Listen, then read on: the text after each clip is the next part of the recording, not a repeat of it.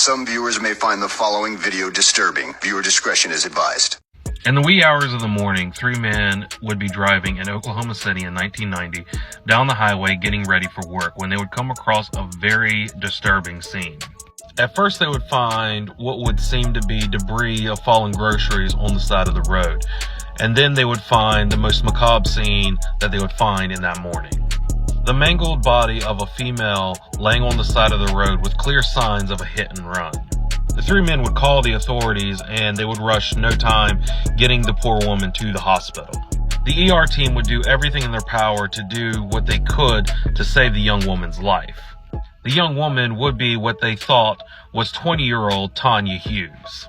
And because she was unconscious, the hospital would do their investigation to try to figure out who she was. They would learn that Tanya was an exotic dancer at a gentleman's club and would find that she was married to a man named Clarence Hughes and would eventually not only call her job, but her husband. The hospital would be shocked by a few things. One, when Clarence Hughes would walk into the hospital, they would realize he was much, much older than Tanya. They would also notice that Tanya would also have bruisings on her back and her body that would show clear signs of foul play, not just from the hit and run. Around the time that the hospital would be informing Clarence Hughes of his wife's condition, they would also notify her job of work, where ironically enough, her co-workers would inform the hospital to not let her husband around Tanya whatsoever and that he was a very dangerous man. But around this time, Clarence Hughes would put a strict order that by no means was she allowed visitors at any point in time. So the hospital had to respect his wishes, being that he was her husband. Unfortunately, all the hospital's hard work would go in vain and Tanya Hughes would actually pass away. The hospital would notify her place of employment to let them know that she unfortunately had passed away. And being that they assumed that there was foul play going on, Tanya would have a son with Clarence, Michael Hughes. And fearing that Michael would be in danger, they placed him in a foster care through DSS. While this was going on, the co-workers at the gentleman's club would figure that they would want to let Tanya's mother know what was going on. So they would look all over the phone books and finally find her mother. Her once co-workers would tell this woman that unfortunately her daughter had passed away by a hit and run. And even though that her injuries were relatively minor, she would just mysteriously pass away. To which the woman would tell these ladies, "What are you talking about? I had a daughter named Tanya Hughes, but she passed away when she was 18 months old." Which would start the first question of this giant mystery. Who was this woman? Now, while people were trying to figure out who Tanya Hughes was, Michael Hughes would be in the custody of the foster care system, as I had said before. And Clarence Hughes was doing everything in his power to get custody of his son back.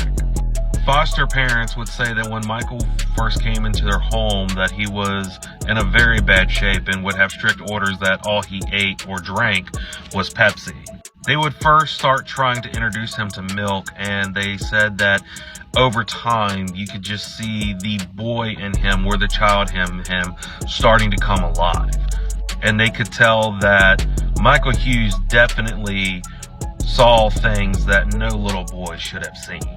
But this would not stop Clarence Hughes from trying to get custody of his son back, and would even go to court for custody of his son.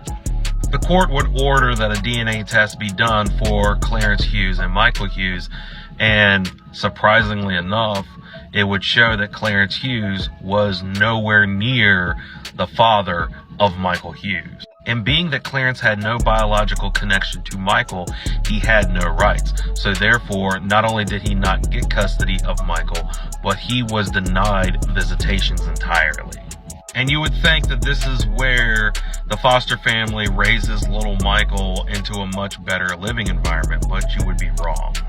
Foster mother would actually say prior to the incident at hand that she would notice a pickup truck just kind of creeping around their homes periodically. And unfortunately, something would go down in 1994 that would change their lives forever. On September 12, 1994, Clarence Hughes would actually break into the school that Michael attended and would hold the principal at gunpoint and say that if he did not bring him Michael, he would murder him on sight. Reluctantly, the principal obliged to what Clarence said, and he would take not only the principal, but Michael at gunpoint into his truck and drive off. After driving off with Michael, Clarence Hughes would drive off to a wooded area and take the principal, James Davis, to the wooded area where he would handcuff him to a tree and then return back to the truck and speed off. Davis would later tell authorities and reporters that it is something that he regrets to this day. Now, it's around this point that authorities realized that finding Michael was the utmost importance. They were also around this time putting pictures of Tanya Hughes on the news, trying to figure out who she was. And 2 months after Michael's disappearance, authorities would get another ironic ping. Prior to Tanya Hughes succumbing to her injuries, her husband, Clarence Hughes, would actually put out a life insurance policy on her. And it would seem that someone had tried to cash in on Tanya Hughes' life insurance policy. But it would not be Clarence Hughes who was trying to cash in on Tanya Hughes' life insurance policy, but would actually be the social security number of a guy by the name of Franklin Delano Floyd.